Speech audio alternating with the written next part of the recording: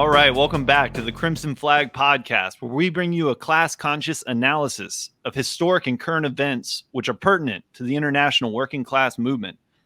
My name is FVK, and we're joined by our co-host, Danky King. How are you doing today, Danky? Hey, pretty good, everybody. Cool. And yeah, so today is our third installment of our series on the Moscow trials. We're calling it Understanding the Moscow Trials.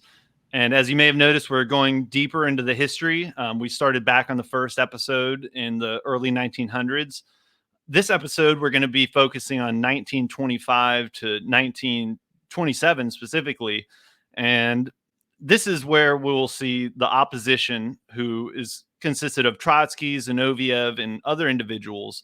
This is where we'll see them take on more acute forms of struggle. And it will, of course, end with many of their expulsions from the party. The first half of this episode, we're going to go through the history. And after that, we're going to talk about the ideological disagreements and really hone in on those at the end and really flush it out. So, with no further ado, I will begin here. So, in 1924, after testing the strength of the Soviet government, the capitalist nations one by one began the resumption of diplomatic relations. This represented a temporary stabilization in the growing international imperialist system, contrasted with the atmosphere following World War I, where revolutionary attempts were more frequent. Thus, the USSR would bluntly face the question of building socialism under the conditions of being surrounded by capitalist states. The first half of the 1920s are known in Soviet history as the Restoration period. The goal had been to catch up to the country's pre-war output levels. As the NEP began to match these pre-war output levels in the middle of the decade, and as it became painfully clear that the USSR was an island in a sea of capitalism, the question became, how can we surpass these levels and even the levels of the capitalist states while setting a clear path towards socialism? The country thus began to develop the policy of socialist industrialization, which would later become the policy of socialism in one country in 1929. Output of the country was roughly 2/3 agriculture and 1/3 industrial. So a main feature of this early resolution would be to tip the scale and transform the USSR into a country which could produce its own machinery, allowing them an independence from the capitalist nations in this regard. Stalin simply summed up this idea when he said, "The conversion of our country from an agrarian country into an industrial country, able to produce the machinery it needs by its own efforts, that is the essence, the basis of our general line." Similar themes were touched on when Lenin said, quote, "Communism is Soviet power plus the electrification of the whole country," unquote. As the results of the NEP were bearing substantial fruit, and as the country was approaching its pre-output levels, the question of rapidly surpassing these pre-war levels through socialist industrialization began to first be raised. Elements in the party who previously questioned if the material conditions even permitted the building of socialism, however, began gathering their forces. This battle over the future direction of the country would begin to take its sharpest point with the 14th Congress of 1925. Opponents of the party's line, which would come to be voted on the 14th Congress, began gathering their forces for the next oppositional incident in the party. This time, Zinoviev and Kamenev took a stand against Stalin's early plans to industrialize the country. They were joined by oppositionists with an assortment of views who attacked the policy from the right and left, but who all stood united in their opposition against the Central Committee's line on socialist industrialization. This would come to be known as the New Opposition. Some were arguing that the Soviet Union should remain agrarian and merely trade agriculture for technology. This view was supported by Zinoviev. Bukharin was supporting the peaceful transition from bourgeois society into socialism. He had a slogan that can be translated as "get rich" or "enrich yourself," which was brutally scoffed at and condemned by the party as not being representative of their program. Trotskyists began pushing their theory of permanent revolution as an alternative solution. This was based on the premise that the Western powers would have to develop socialism before countries such as Russia had a chance. However, I stress that Zinoviev and Kamenev were the prominent oppositions of this factional episode. Further, Trotsky's views on the changing international situation were later summed up as so when he said, the change in the international situation, quote, influenced others within the party in the field of program, slowly, imperceptibly at first, but gaining momentum with each setback to the international revolution. Policies were adopted, modified, and transformed, quote unquote, to conform with reality. Stalin was the most consistent representative of this trend. So Trotsky's basically saying that capitalist nations are resuming diplomatic relations with the Soviet Union, and this stabilization is creating stabilizational moods where the party's conforming too much to this. That would be his argument at the time. But this debate would be hashed out at the 14th Party Congress of December 1925. The situation was so pronounced that the entire delegation from Leningrad was prepared to come out against the general line proposed by the Central Committee on Industrialization. And this was largely due to Zinoviev's efforts. By the end, however, the oppositionists were crushed with a heavy loss as the Congress overwhelmingly voted against their proposals. This would cement into a resolution the party's first real step towards transforming the socialist base of the economy into the primary economic system of the country. The resolution reads, quote, in the sphere of economic development, the Congress holds that in our land, the land of the dictatorship of the proletariat, there is, and now they're quoting Lenin here, every requisite for the building of a complete socialist society. And then they say, the Congress considers that our main task of our party is to fight for the victory of socialist construction in the USSR, unquote. So we see here that this is an early, this debate is over. Can the USSR develop a socialist system or not? They're moving away from the NEP. As I mentioned, they were able to get what they needed out of it. People like Bukharin, with his slogans like enrich yourself and such, you can tell that he's advocating for that to go on longer, while people like Trotsky are upset about, this not being far left enough. So we see these oppositionists may have different views, but they still come together to fight the Central Committee only because they're united on agreeing that this is a bad policy. So yeah, Danke, did you have any comments that you wanted to make on this first section here? Yeah, so the weird thing is, we're reading about all of this and learning about all of this in 2021.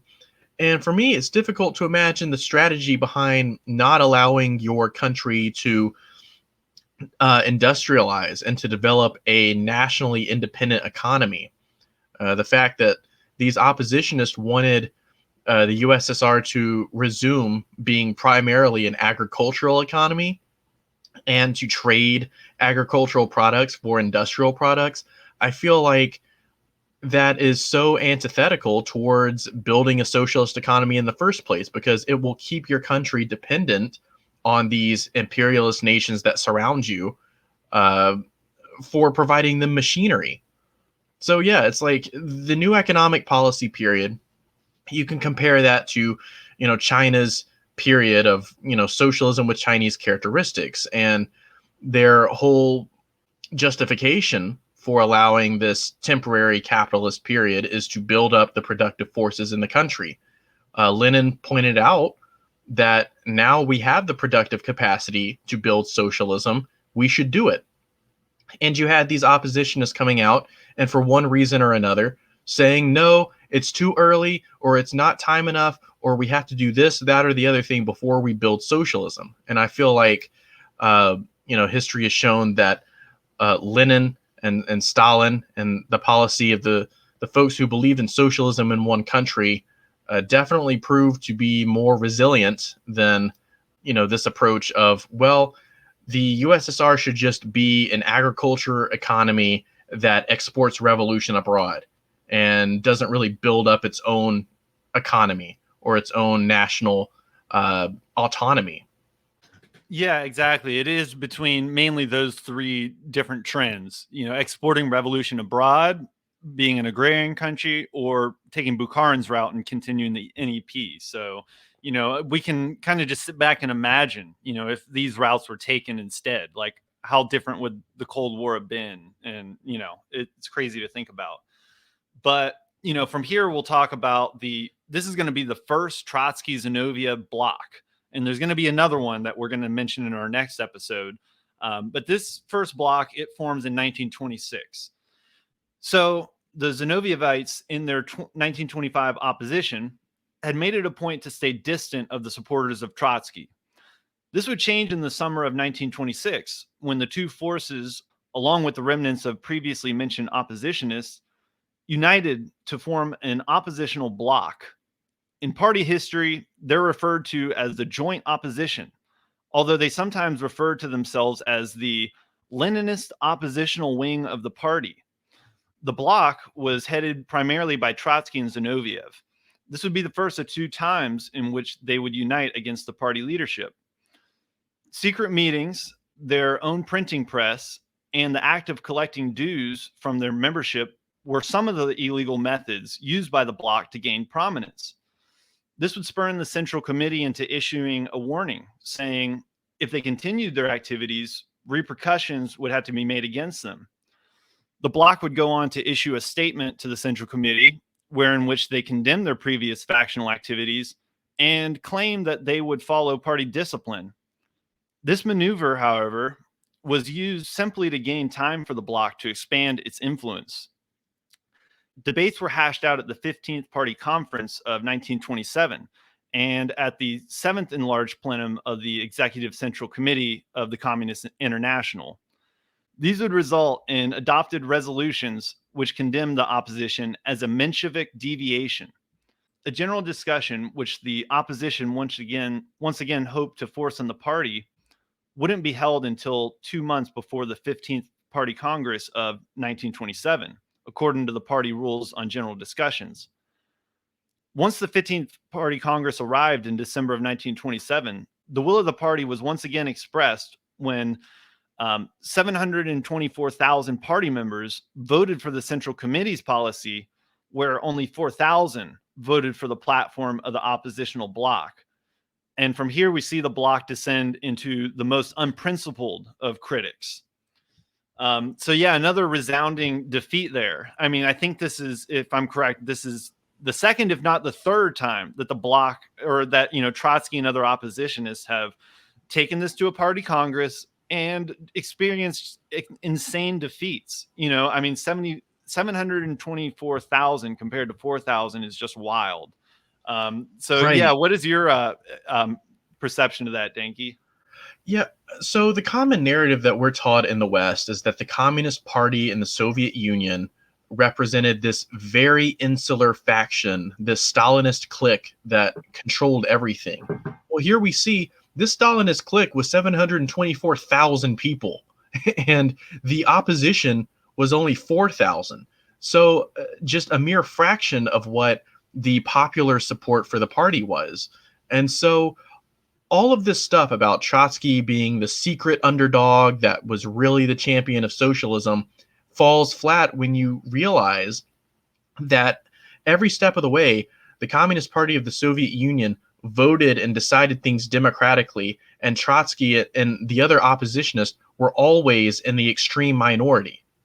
They were behaving as a faction within the party, and time again, the Communist Party tried to handle their factionalist behavior with patience and with discipline. And time again, Trotsky and the others tried to worm their little policies through the party process and ignore democratic centralism. Yeah, and like you said, they were willing to work with them up until this time. I mean, they still are working with them at this point, but we start to see them take more acute forms of struggle. Like they're taking their own membership dues separate from the party. They have their own printing press, whereas before they were printing, and even during this time, they were allowed to print things, through the party's newspaper and such. So, this really does turn into an absolute faction now. There's no really, Right. it's every definition of a faction is, reminiscent in what they have going on. So they really just, this symbolizes to me them not caring at this point. They're starting to see that this isn't going anywhere and that they're taking on more acute forms of struggle. And to me, another important thing to note out to note is how, you have this opposition from the right with Zinoviev, and then you have this opposition from the left with Trotsky, and both of them find a way of coming together to undermine the collective action of the Communist Party. So it's funny how these oppositionists, they both have different reasons for opposing the Central Committee, and yet they both are willing to come together and to fight against the Central Committee. And that shows to me that they're more interested in undermining the Communist Party than they are putting forward their own actual ideas. But I don't know, maybe that's attributing, too little credit to Trotsky, branding him as just this pure opportunist. I think that Trotsky was certainly an opportunist, but I do think that he honestly believed in what he was doing. Just the way that he went about doing it was completely antithetical towards the idea of democratic centralism and towards participation in a vanguard party. Yeah, I think up until this point, that is fair to say. And, people may say that I've been too, not too hard on Trotsky up until this point.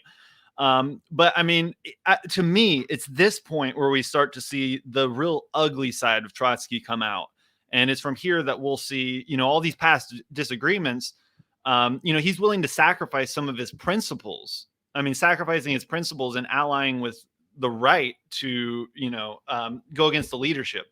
So, yeah, I think you're picking up on a trend that is actually going to spiral out of control, where he's starting to lay down what he believes just for the pure sake of fighting against the leadership, which is And really where it goes wrong. right. And doesn't this fly in the face of all of the propaganda that we're told about Stalin, how he didn't tolerate anyone who stood against him, and he just immediately had everyone who opposed him killed?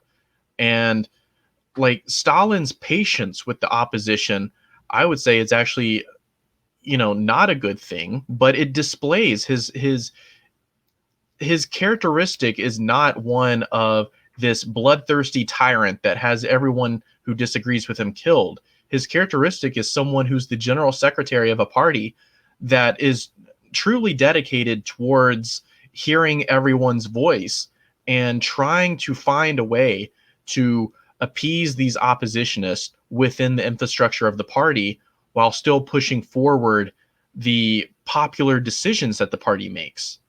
So it's like still adhering to democratic centralism while tolerating this oppositionist faction. Yeah, and I think definitely our previous episode really encapsulated a lot of Stalin's patience, which honestly surprised even me. But yeah, so from here we're going to talk about where this all comes to an end. Well, not a complete end because, of course, we go to the Moscow trials, but as far as party members, it comes to an end for a lot of these people.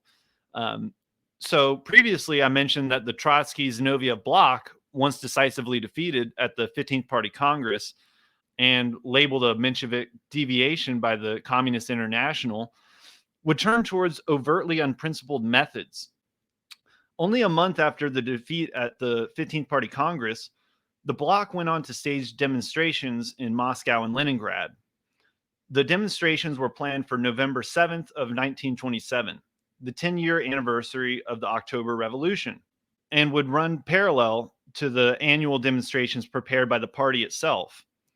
The bloc and its adherents had long made it a habit of breaking democratic centralism. The blatant anti-party activities that the bloc took up at this time represent the disregard they carried for the party process, a process that was even willing to accommodate the oppositionists at several points.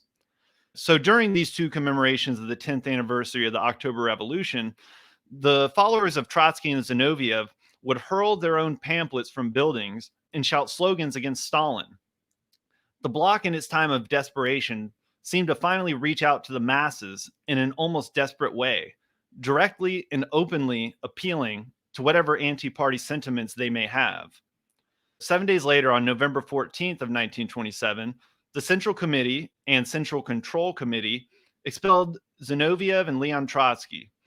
It was decided that these two party members held a difference of program, which then led them to open struggle against the will of the party majority. Dozens of prominent oppositionists, such as Radek and Kamenev, were also expelled for their participation in the bloc. So yeah, this is where they finally say, okay, we've given you so many different avenues. You're literally shouting slogans against Stalin, holding demonstrations on the 10th anniversary of the revolution, calling us out. I mean, what else could they have really done at this point? Right. I mean, they pretty much did everything but hand out rifles to reactionaries and say, we should overthrow the Bolshevik government.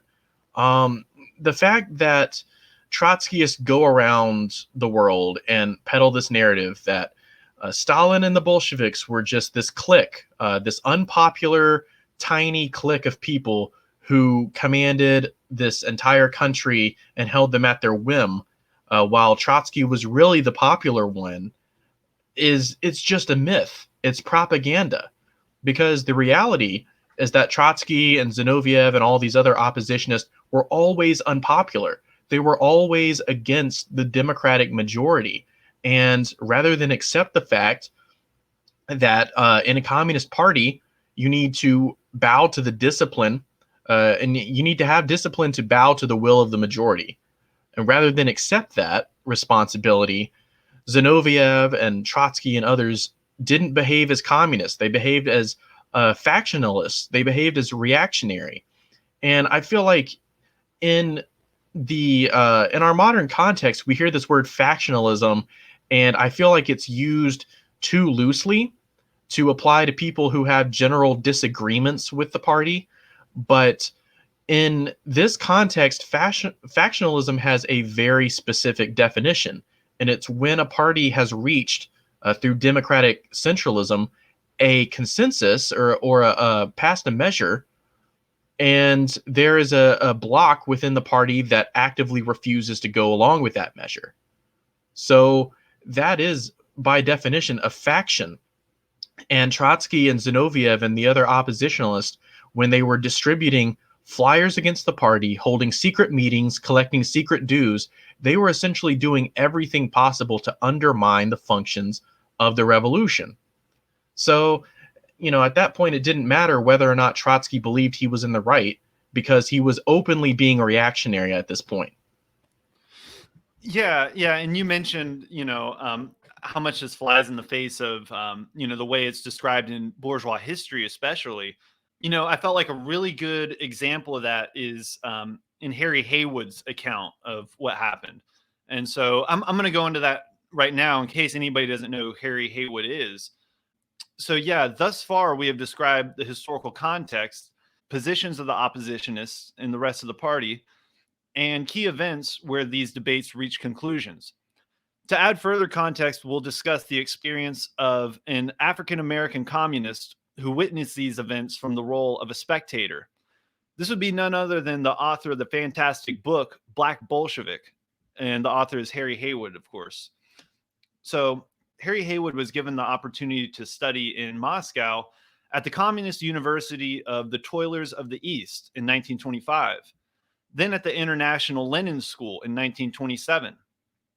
His account provides us with information on the way in which the inter party debates of the 1920s were understood by the people, particularly the students.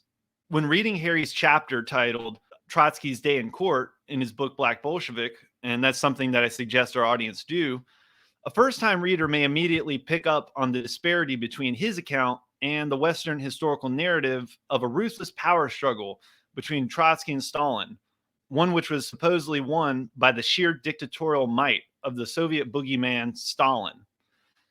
One of the most important aspects of Harry's account is his recount on the manner in which the inter party debate was explained to the students, who in turn held their own debates on the subjects. Instead of closing itself off in a time of internal strife, the party reached out to the masses, provided them with literature on the various sides of the debate, and sent party representatives to schools and factories to update the people on recent developments. So, yeah, I want us to go over a couple of quotes from Harry Haywood's chapter, which I mentioned is called Trotsky's Day in Court, and it's available online. So, yeah, if you wouldn't mind, Comrade Denke, reading through these two quotes here. Sure. So this is the first quote. It says, about once a month, the collective would meet and a report would be given by party representatives, sometimes local, sometimes from the rayon, which is a region of the city. and Moscow District, and sometimes from the Central Committee itself. They would report on the latest developments in the inter-party struggles, Trotsky's and Lenin's views on the question of the peasantry, the new economic policy, how it proved its usefulness, and how it is now being phased out. So Trotsky's position on war communism and party rules, which we discussed in our previous episode, were also mentioned.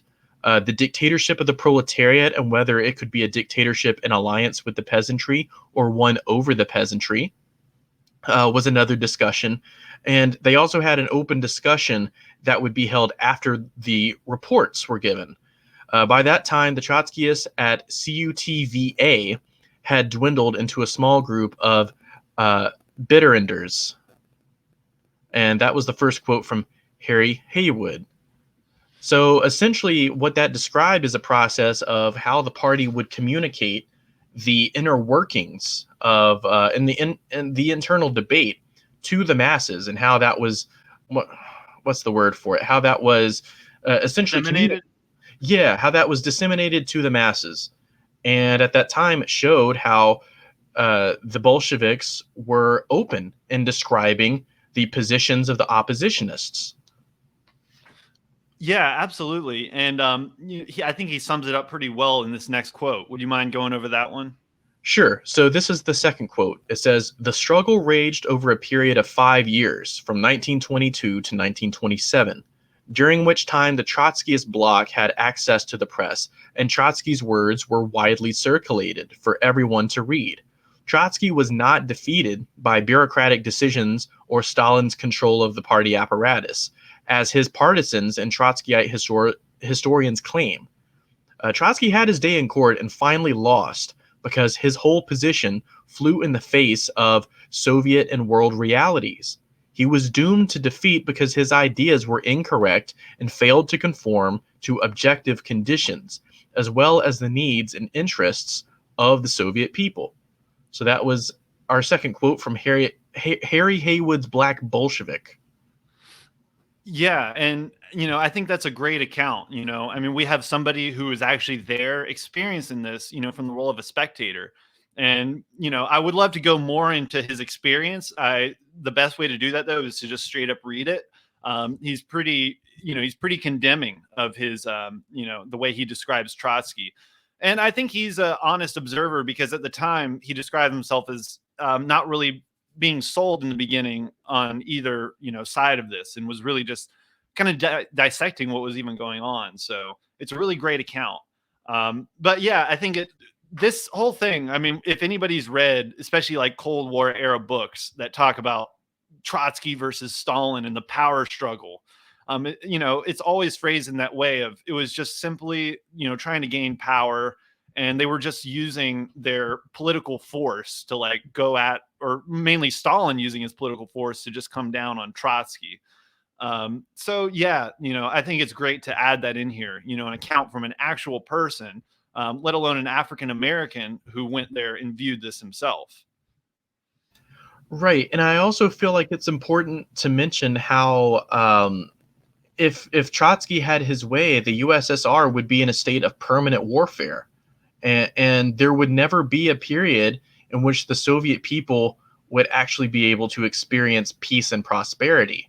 And also, his opposition towards industrializing the USSR flies in the face of plans to build a dictatorship of the proletariat. Because if you want an industrialized proletariat to have control over your country, that kind of assumes that you have an industrial base to rule over. And if you don't have that industrial base, one has to be made before you can have a dictatorship of the proletariat.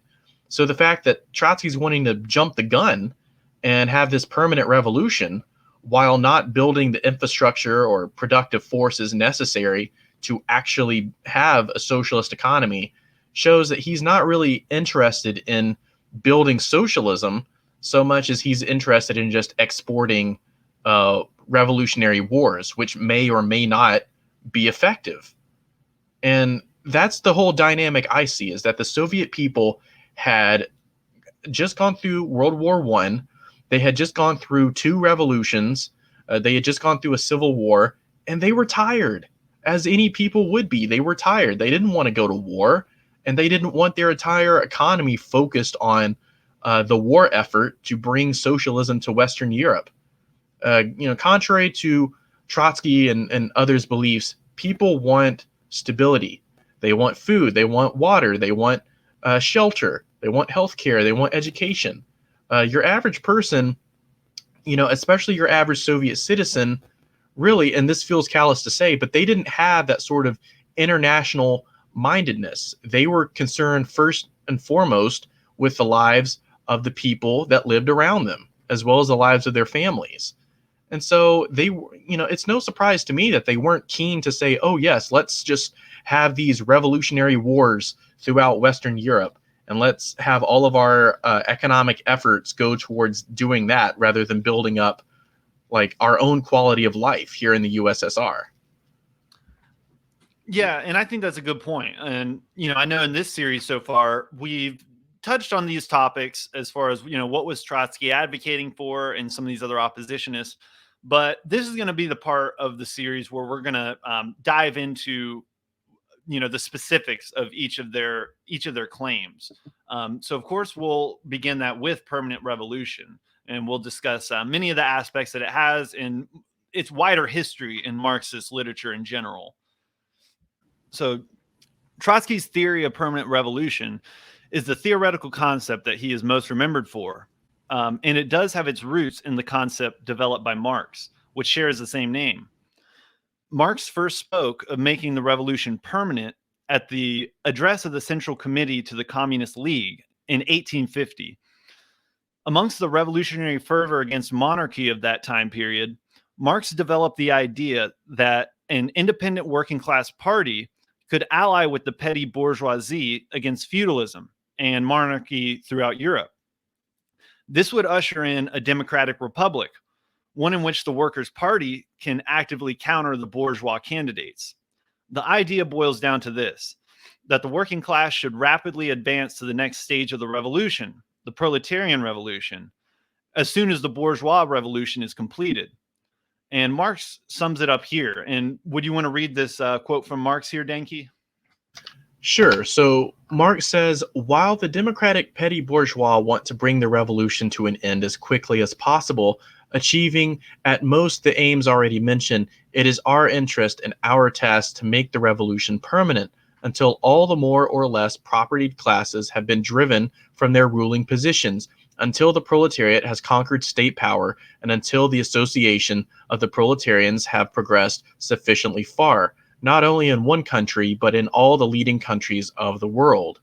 That competition between the proletarians of these countries ceases, and at least the decisive forces of production are concentrated in the hands of the workers.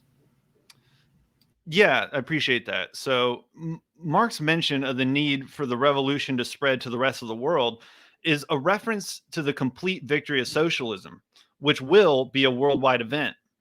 The bulk of his argument in regards to the theory of permanent revolution focuses, however, on the idea of rapidly advancing the proletarian revolution after the bourgeois democratic revolution. So now let's examine Trotsky's theory of permanent revolution. We'll compare the conception offered by Marx to his. Trotsky's interpretation begins on similar lines to that of Marx.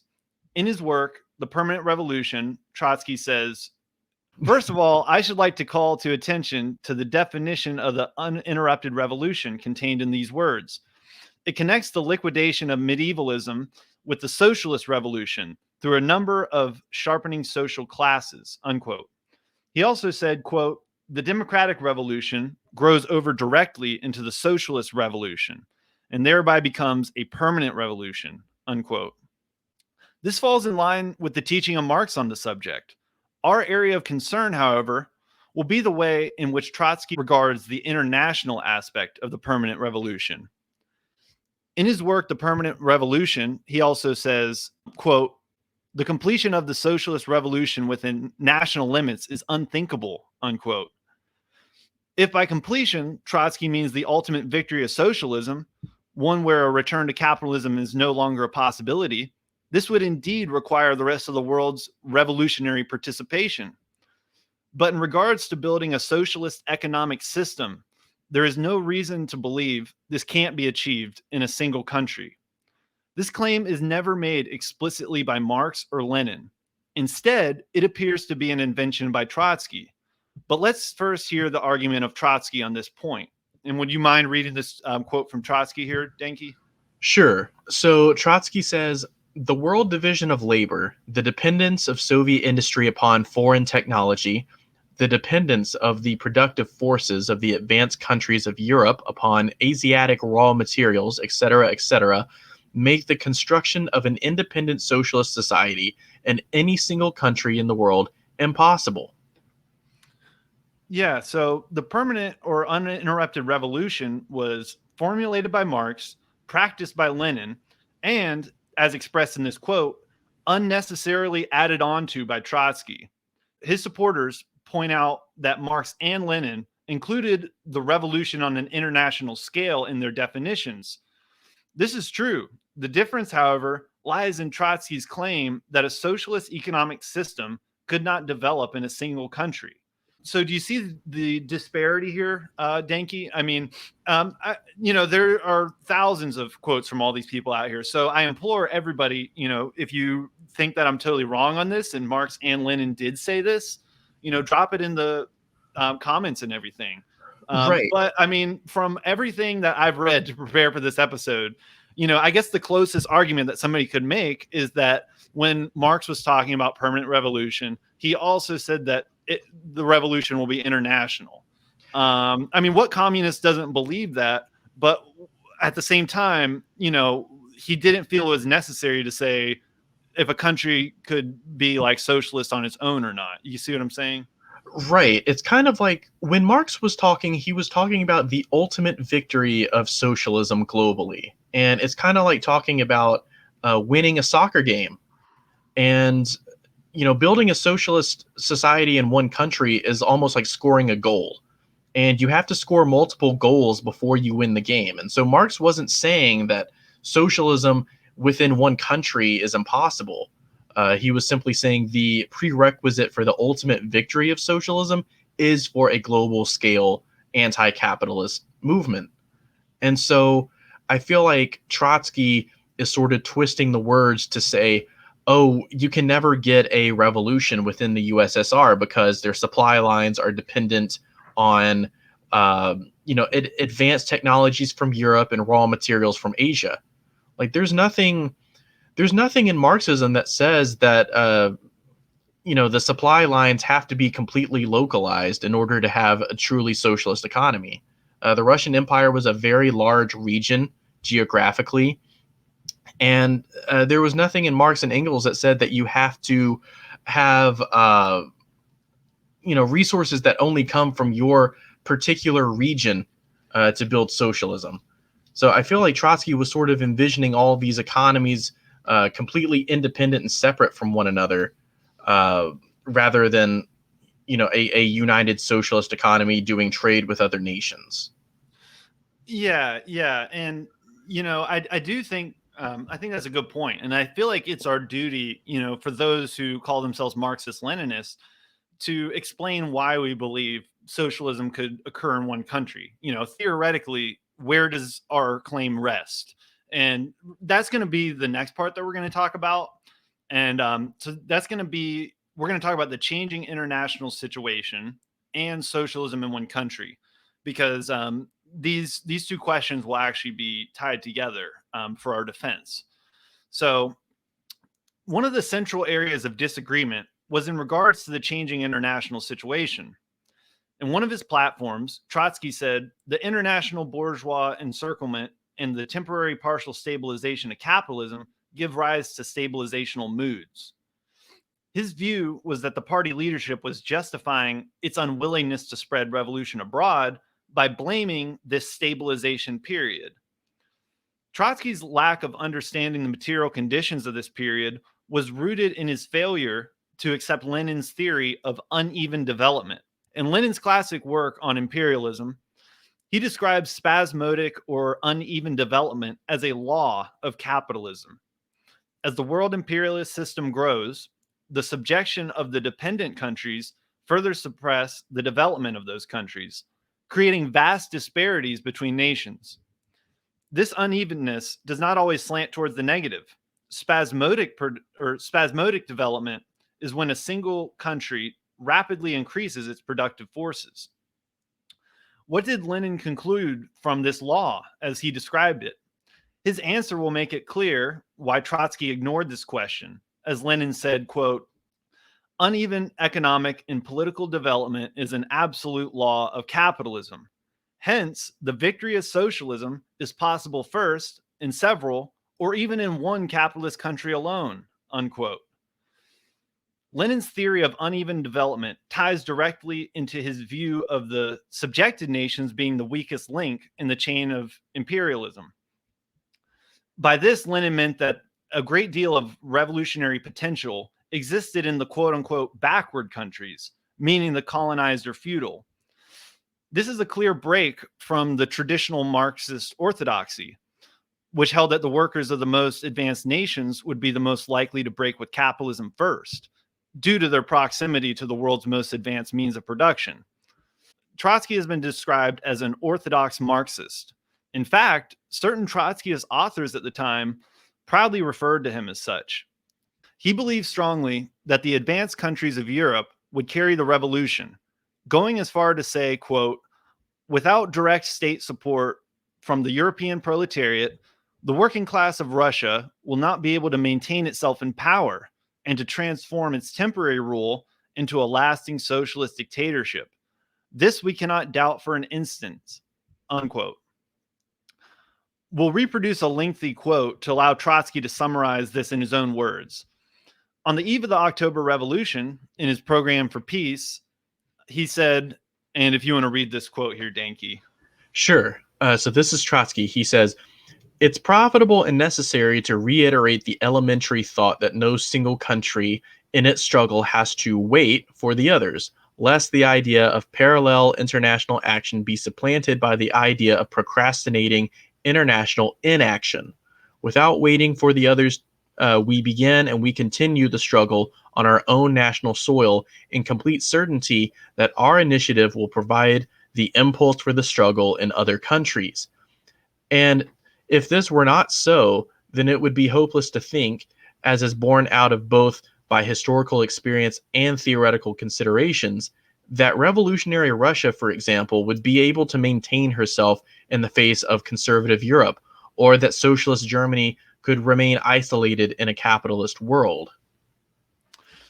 Yeah, so 5 years later, Trotsky added a postscript to the program of peace where he says, and this is him talking about that direct quote.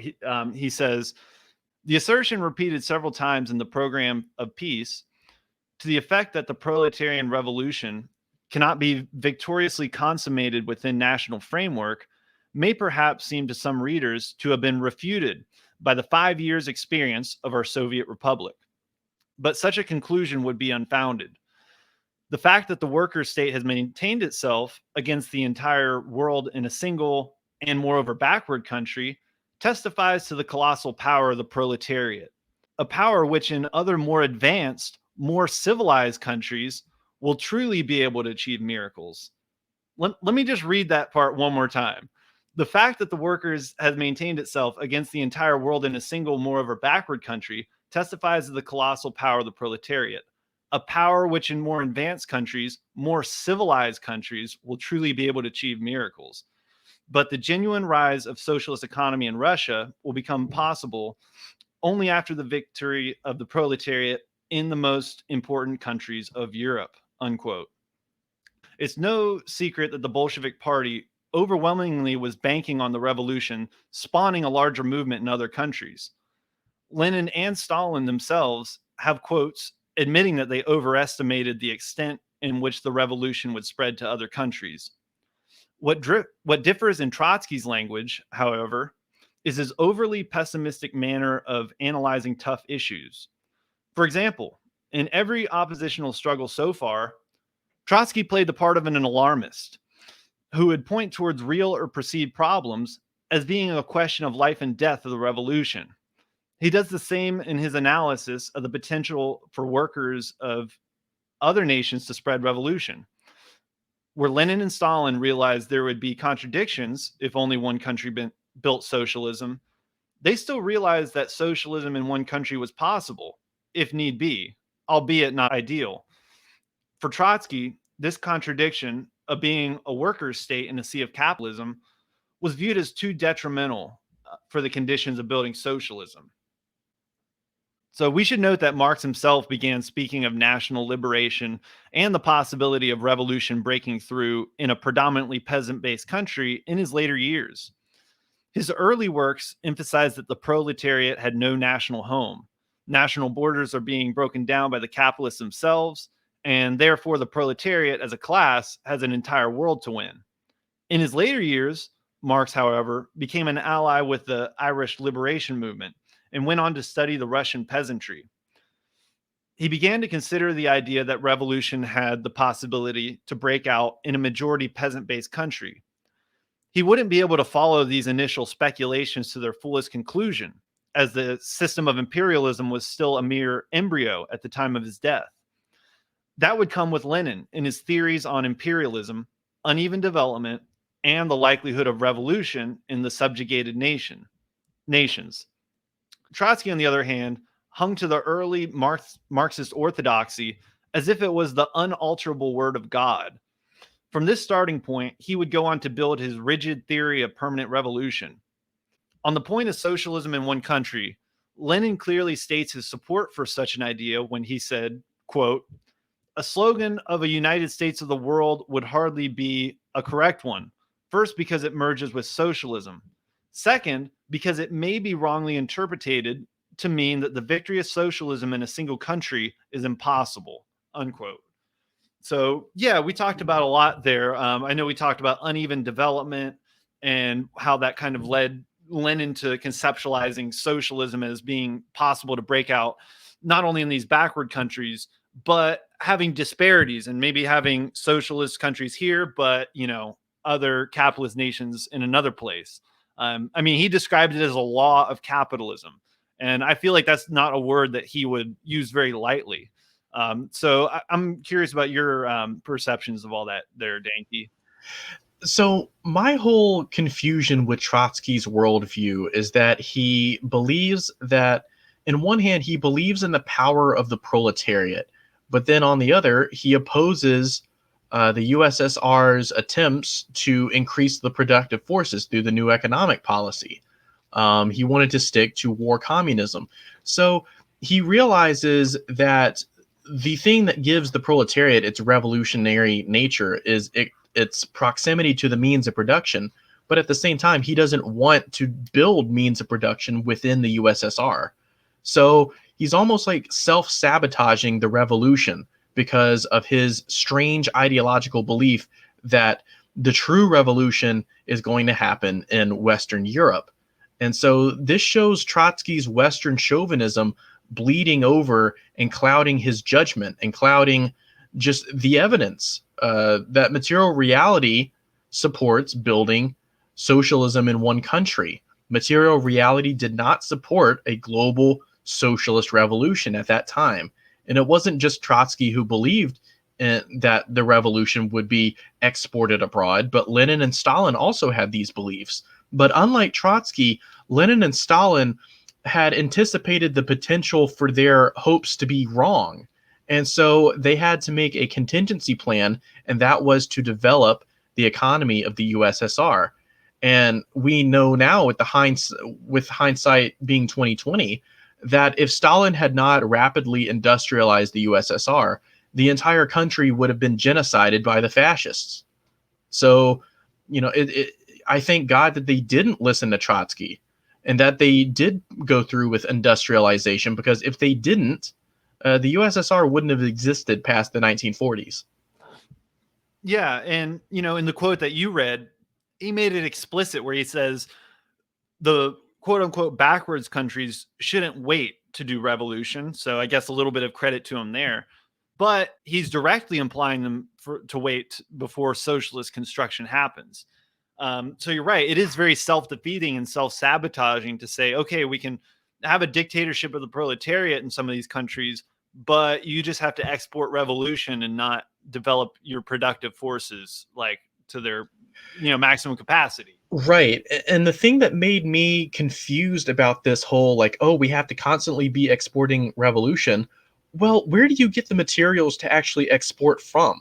If the Soviet Union hadn't have industrialized, they wouldn't have been able to make tanks to send to the West. So, you know what I mean? It's like armies need supply lines. And if you're going to export revolution and turn the USSR into this essentially factory of revolution, then you should want the rapid industrialization of the USSR. You should view it as a temporary, oh yeah, we're building socialism in one country so that we can export it abroad easier later down the line. And Trotsky didn't have that point of view because let's be real, like that was too realistic. That point of view was grounded in material reality, and it flew in the face of Trotsky's chauvinistic beliefs that the revolution must come from the civilized countries first. History has shown that Trotsky has been overwhelmingly wrong, and I feel like history has shown that these backwards countries like the Russian Empire or China have been capable of building socialism or a system that is on the way to socialism. Yeah, I think that's a good point. You were focusing on just from a practicality aspect of, I mean, exporting revolution abroad. Yeah, it implies that you have this industrial base and a lot of surplus that you can put into it. So I think that's definitely a good point. There Right. is there is just two more points here I want to get through before we finish today. We can't give this as much attention as I'd like for it to. And this is going to be Trotsky's positions on China at the time. This is something where this would actually be one of the huge areas of disagreement. So we're going to talk just very briefly about that here at the end. So when speaking of the struggle between Stalin and Trotsky specifically, the issue of China is regularly ignored. To make things simple, Trotsky was not a fan of the Comintern's approach towards building a revolutionary movement in China. This is incredibly important because China was a place where he thought his theory of permanent revolution would prove more beneficial than the line produced by the Comintern. The playbook for the oppositionists worked like this. If the revolutionary movements in China was going well, lay low. If the revolution was facing setbacks, blame it on the Soviet leadership. The Comintern during these years was dedicated towards building movements which would bring about worker and peasant governments, as well as taking a role in the growing Chinese revolution. Stalin implored for the Chinese communists to take up an alliance with the KMT against the Japanese imperialists. In 1927, this timid alliance was famously broken when Chiang Kai-shek murdered and arrested hundreds of communists under suspicions that they may turn on him. Trotsky was opposed to any alliance with the KMT, and he used this incident to directly criticize Stalin and the Comintern leadership. He strongly believed that the Comintern was actively dulling the revolutionary movement in China by urging the communists to work with the KMT. His critiques of the Comintern's policies are numerous. His solutions, however, were few and far between. Tracing down each claim of Trotsky's would require a whole nother episode. So let's examine the way in which Trotsky viewed the Chinese Revolution himself. So, from the problems of the Chinese Revolution, which was written by Trotsky, this is what he had to say. And if you wouldn't mind reading this quote here, Comrade Danke. Sure. And we'd like to point out this is one of the most incorrect things that Trotsky said. But he said in his book, The Problems of the Chinese Revolution, Trotsky said, numerically, the Chinese peasantry constitutes an even more overwhelming mass than the Russian peasantry, but being crushed in the vice of world contradictions, upon the solution of which, in one way or another, its fate depends. The Chinese peasantry is even less capable of playing a leading role than the Russian. At present, this is no longer a matter of theoretical forecast, but a fact verified completely in all of its aspects. The reason why I broke out laughing there is because the Chinese Revolution was spearheaded by the peasantry. So Trotsky, once again, you have missed the mark so far that you're not even hitting the target. Yeah, and like, I mean, I guess I won't even say that, but yeah, it is pretty incredible. So yeah, from this we learned that Trotsky believed the fate of the Chinese masses, who were the peasantry, would rely on quote the vice of world contradictions, upon the solution of which, in one way or another, its fate depends. Unquote. This argument is equivalent to saying that the Chinese would largely have to wait for the revolution to occur in European countries before their movement could succeed. He would have never dreamed that a people's war of peasants would, in fact, solve the question of their own fate. Whatever mistakes the Comintern may have had regarding the early Chinese revolution, none would compare to the mistakes that would have been made if Trotsky had his way. His insistence on focusing on the proletariat, who is all but 3% of the Chinese population, would have caused the movement to isolate that huge number of potential allies, the peasantry, and even the national bourgeoisie. And yeah, Trotsky, I will say, he was very, very against working with the national bourgeoisie, which I find very weird because we were talking about, Marx and permanent revolution and stuff. And he's saying, okay, ally with the national bourgeoisie, bring the revolution, and then go to socialist revolution. So like Trotsky's not even being consistent, I feel like, here with the permanent revolution thing. Right, because wasn't Trotsky a Menshevik at one point? He Like, was. so Mensheviks wanted an alliance with the provisional government. So Trotsky is contradicting himself here, as he's been known to do. Yeah, yeah, it's incredible. And like I said, if you read Trotsky on this, he's mostly condemning the Comintern. They may have made mistakes. They may have made huge mistakes. This is the first time anything like that was ever tried. Um, You know, but yeah, it's like I was trying to really find what his solutions were, and like I said, they were few and far between. right, because it's like, okay, if you don't want the Chinese communists to ally themselves with the KMT and fighting the Japanese, then what are the Chinese communists supposed to do? If revolution is impossible in China until it happens in Europe, then Trotsky's whole solution is basically to tell these Chinese communists, hey, why don't you do another long march deep in the mountains and just sort of hang back for several decades until our revolution is complete, and then you can have yours. It doesn't make any sense. And to me, it doesn't make any sense to say, oh, China has too many peasants, therefore there can't be a revolution.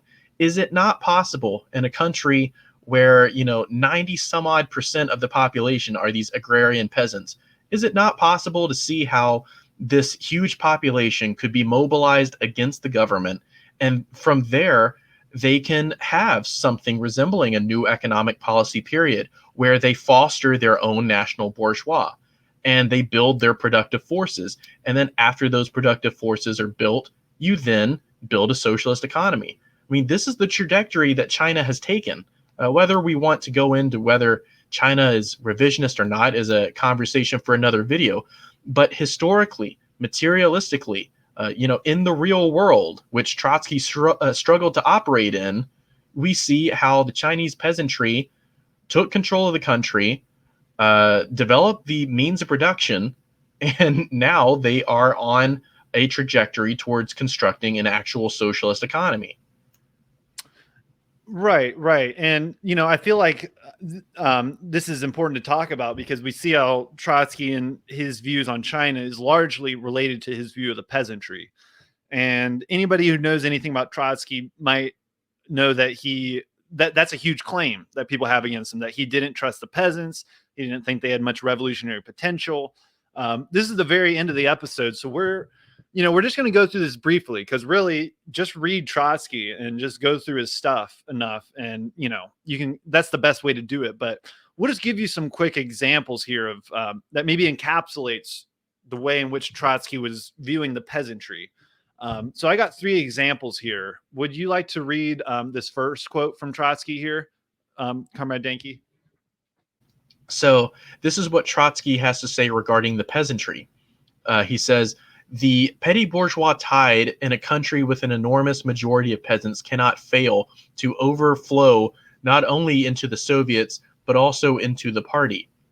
That was from Trotsky's platform on of joint opposition. Yeah, from that quote, he's basically saying that the peasants are, they're just coming in with their petty bourgeois ideology and they're infecting the party.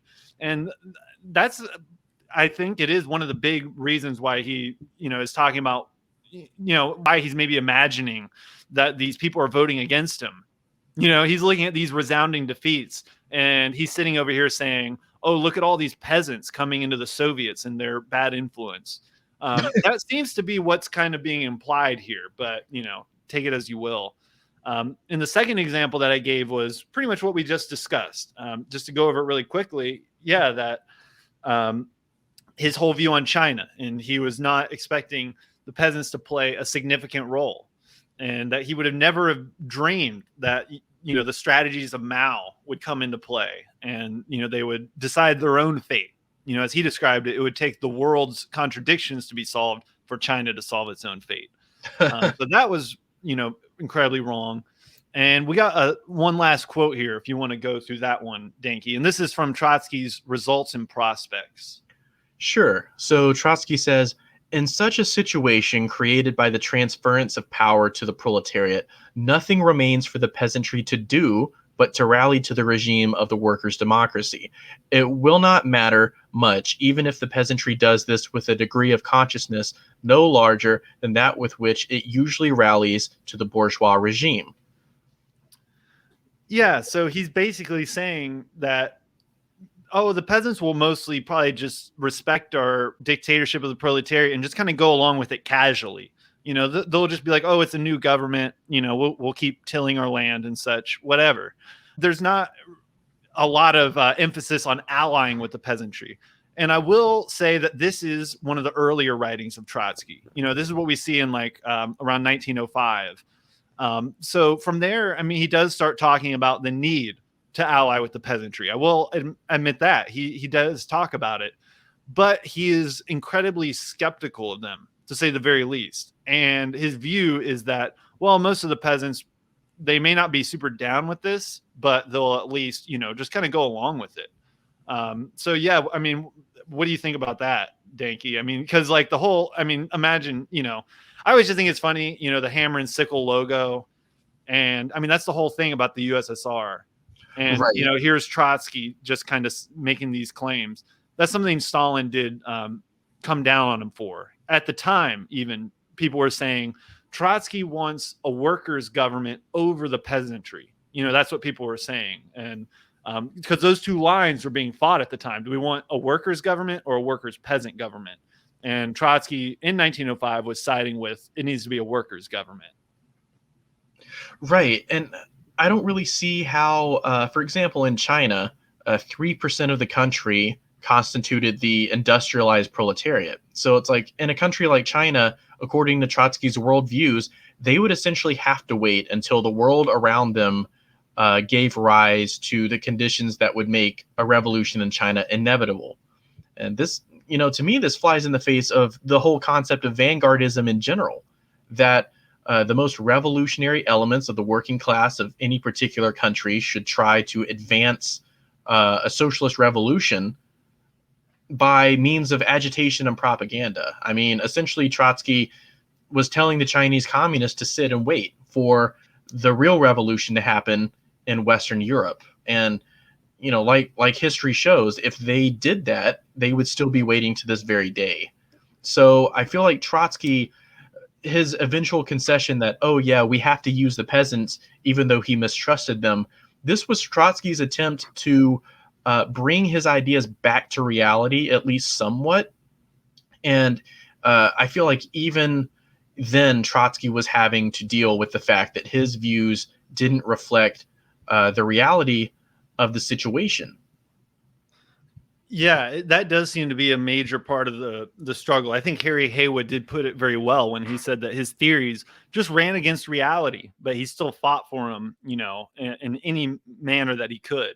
So yeah, so I'm glad we got to go through all that. We went through the history, up until when Trotsky and company are out, and the ideological debatements or the ideological debates, which were underpinning, all of these disagreements. So yeah, was there any final comments you wanted to make or anything? We went through this whole, oppositional these different debates and such, and we see how they took on different forms of struggle, different alliances with each other, and really it's just the same group, going amongst each other. So do you have any final comments on this whole section of it? Yeah.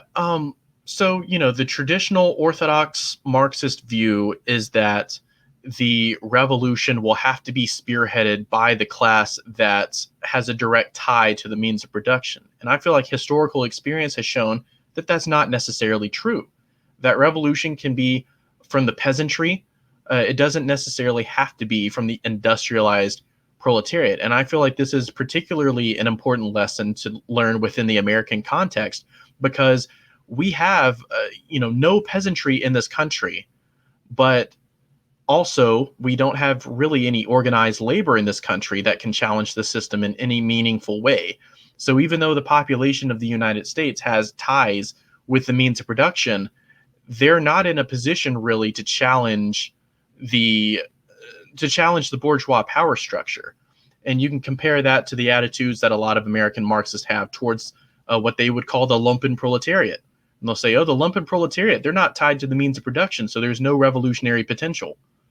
And I feel like that can be compared with the attitudes of Trotskyists, the attitudes of Orthodox Marxists saying, oh, the revolution can't possibly come from the peasantry because they're not tied to the industrial means of production. So I feel like it's important to understand these sort of, thoughts, this sort of, let's say chauvinism towards the proletariat, this failure to believe that the peasantry, or for the lumpen for that matter, could result in anything revolutionary, I feel like is not realistic. Yeah, and some may say I'm playing both sides, but honestly, I feel like there still might be the potential for almost for Marx to be right in the regard of like people being closest attached to the most significant means of production, creating revolution. And what Lenin was talking about as far as the quote unquote backward countries doing it. Because what do we see today? Like in the United States, they have control of the most significant means of production, but those aren't even here in our country. Those have been exported to the backward countries, quote unquote, so they can like produce for us. So in a way, these, the people that have been formerly colonized and imperialized and such, they are close to the most significant means of production now. So it is interesting to see how history is kind of like went in that direction. Right. It's almost like the proletariat in the American context has been removed from the means of production, and that's been, like FEK pointed out, exported abroad. And so it's the proletariat of the third world that really has a direct tie with the supply lines and with the means of production. Because as we know, since the 1980s, supply lines have gone global now. And so it really is the people in the global south who have the most direct tie to the process of production now. American workers now, by and large, represent a service work or a gig-based economy. Right. Yeah. Yeah. It's very interesting to see. But yeah, I'm definitely glad we got to go through all that. So yeah, just to finish out here, before we discuss the ideology behind the debates of the 1920s, and we finished our historical account with the expulsion of Trotsky and other prominent oppositionists. In episode 4 of our Understanding the Moscow Trials series, we'll talk about how the party gave these oppositionists an avenue to self-criticize and integrate back into the party life if they so chose. Many of these capitulators, as Trotsky disparagingly referred to them, would prove themselves to have not reformed at all and simply made their oppositional activities more clandestine. This oppositional work will, of course, lead directly into the Moscow trials of the 1930s. So, yep. So we're finally here. We're at the Moscow trials in the next episode, and we're going to be talking about, some of the buildup that actually got us into that very first trial. So yeah, I appreciate everybody listening and staying patient with these episodes. Definitely a lot of reading on my part that I've had to do, going through these polemics between these different people and really trying to sift through and decode what they're actually talking about. It's definitely a lot of there's a lot to it. Oh, But, yeah, for sure. but yeah, thanks everybody. We'll be in touch, and yeah, have a good one. Yep. Thanks for watching, everybody. All right, peace.